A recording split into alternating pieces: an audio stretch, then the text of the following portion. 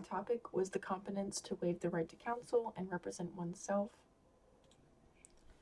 For the definition, according to Melton, a defendant must have the mental capacity to make a knowing, voluntary, and intelligent decision to waive the right to counsel and represent themselves in court. Melton also states that this decision hinders a defendant's ability to achieve a fair trial, as it deprives the defendant of a legally trained advocate. The competency to waive counsel and represent oneself involves a defendant's ability to understand the legal process, make an informed decision about self-representation, and acknowledge the consequences of that decision. The defendant must understand the risks of self-representation, including the potential for a less favorable outcome, the complexity of legal proceedings, and the challenges in presenting a case without legal training. The defendant must also have the mental ability to understand the nature of the legal proceedings and the consequences of waiving counsel. This involves rational thinking, understanding the charges, and engaging in legal strategy. The decision to waive counsel must be made freely and voluntarily without coercion or pressure, ensuring that the defendant is not making this choice out of confusion, irrationality, or influence. The defendant must also acknowledge Ferretta v. California from 1975 is the original U.S. Supreme Court case that ruled that a defendant in a criminal trial has a constitutional right under the Sixth Amendment to represent themselves without a lawyer. This is only acceptable if the defendant voluntarily and knowingly waives their right to counsel. Anthony Ferretta wanted to represent himself in his criminal trial, and the trial court initially allowed him to, but later revoked it. The court claimed that he was not competent to waive his right to counsel. However, the Supreme Court disagreed, and they asserted that the Sixth Amendment guarantees the right to self-representation if provided that the defendant knowingly and competently makes that decision. Therefore, the court emphasized the importance of respecting the defendant's autonomy and their ability to make decisions regarding their defense. According to Supreme Court Justice Stewart, procedural rights of due process belong to the accused, not their counsel. The ruling laid that the foundation of how courts evaluate whether a defendant is competent to waive their right to counsel. It was the first to establish that a defendant doesn't need to prove legal competence, but must demonstrate that they are capable of making an informed and rational decision. It is the responsibility of the courts to ensure that the waiver is voluntary, knowing, and intelligent, and that the defendant is not impaired by mental illness or incapacity. The Ferretta v. California ruling recognizes that although self-representation The Godinez v. Moran case from 1993 is another trial that further clarified the necessary standards for competency in waiving counsel. During this trial, the U.S. Supreme Court addressed the issue of whether the standard for determining a defendant's competency to waive the right to counsel should be the same as the standard for determining a defendant's competency to stand trial. According to the majority of the court, the competence that is required of a defendant seeking to waive his right to counsel is the competence to waive the right, not the competence to represent himself. The defendant, David Moran, was facing the death penalty trial and wished to waive his right to counsel. A trial court found Moran competent to stand trial, but questioned whether he was competent to represent himself. The Supreme Court ruled that the competency standard for waiving counsel is the same as the standard for standing trial. Therefore, the court held that a defendant must be competent to stand trial, but there is no heightened competency requirement specifically for waiving the right to counsel, even if they lacked legal expertise or experience. This decision clarified that Ferretta's focus on self-representation was more about the defendant's mental competence rather than needing a higher level of legal knowledge or skills. Therefore, Godinez v. The next key case, McCassell v. Wiggins from 1984, further addressed the issue of self-representation, specifically focusing on the role of the court and the limitations on the rights of a defendant who chooses to represent themselves. In this case, the Supreme Court dealt with a situation where the defendant, Wiggins, was allowed to represent himself in his criminal trial under Ferretta v. California. However, during the trial, the court permitted standby counsel to assist him, and the court took an active role in managing aspects of the trial to ensure that things went smoothly.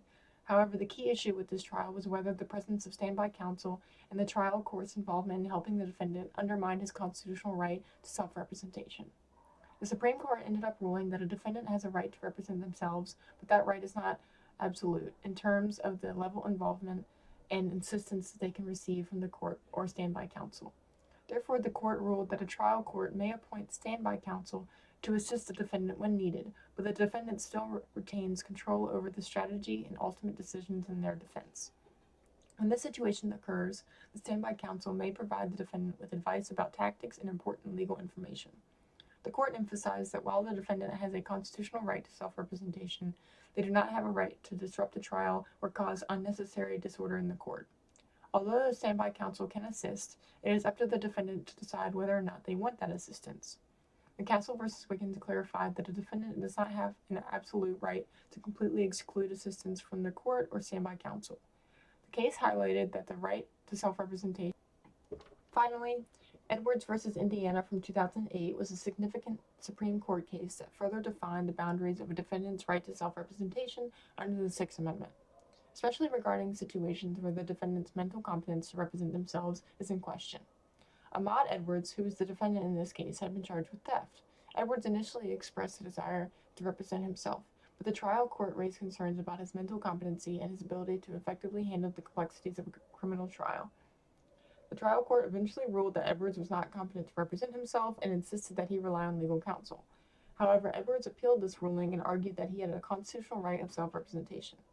In a unanimous decision, the Supreme Court ruled that while the Sixth Amendment guarantees a defendant the right to self-representation, this right is not absolute.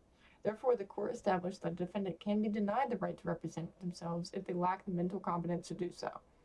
In this case, the court found that although Edwards was competent to stand trial, he was not competent to waive his right to counsel due to his inability to effectively manage his defense. A defendant must have the mental capacity to understand the consequences of self-representation and to make decisions that are in their best interests during the trial. This ruling emphasized that a defendant's mental state and ability to function in the trial setting are crucial factors in determining whether they can waive the right to counsel and represent themselves. Edwards v. Indiana clarified that a defendant's mental competence to waive the right to counsel and represent themselves must be assessed more rigorously and much further than simply determining their competence to stand trial. The right of self-representation is not unlimited and can be restricted when the defendant lacks the mental capacity to meaningfully and adequately exercise that right. When assessing the defendant's mental competence, clinicians should be particularly aware of and alert to specific attitudes during the legal process that are products of mental disorders. These attributes Ted Bundy is a well-known example of a defendant who exercised his right to represent himself in a criminal trial, and his ability to do so raised important questions regarding the competency to waive counsel. Bundy was accused of multiple murders and initially had legal counsel. However, he later chose to waive that right and represent himself during his trial for the murder of 2 women in Florida in 1979. This decision was very controversial, as Bundy had no formal legal training and his mental state was a large subject of concern. However, the court did not find him to be. Despite his lack of legal experience, Bundy was deemed as highly intelligent and he exhibited significant legal understanding during his defense. Many people perceived his self-representation as a strategy for manipulation, so they believed it was not a wise legal decision. Although the court allowed him to represent himself, it's clear that self-representation in high-stakes criminal trials is a new. Trials like this involve both legal competence and serious mental health considerations. Ted Bundy's case shows how a defendant may be competent to waive counsel, even if their decision is not in their best interest or may be influenced by a desire for control or attention. In the end, Bundy was convicted of the death sentence, and his self-representation did not prevent his conviction, which many speculated to be the reason why he did so. His case remains a prominent example of a defendant exercising the right to self-representation, despite potential concerns about competency and the practical challenges. The media example I chose to show is a recording of Bundy's indictment before his trial. In the video, we can see that he would occasionally display erratic behavior, outbursts, and gestures that could suggest a level of emotional instability or an attempt to divert attention. These inconsistencies may suggest that he was attempting to create an image of competence while masking underlying psychological issues. He also exhibited a lot of confidence and perhaps arrogance throughout the video and his trial.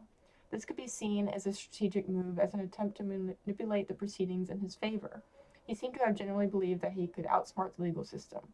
Bundy's behavior during his indictment and his decision to waive counsel highlights the tension between his clear cognitive abilities and his emotional or psychological issues. For my discussion question, I ask, to what extent should the mental health and psychological state of a serial killer influence a court's decision regarding their competency to waive counsel and represent themselves? Should a defendant's intellectual capacity or manipulative behavior impact their ability to make an informed, voluntary decision about self-representation?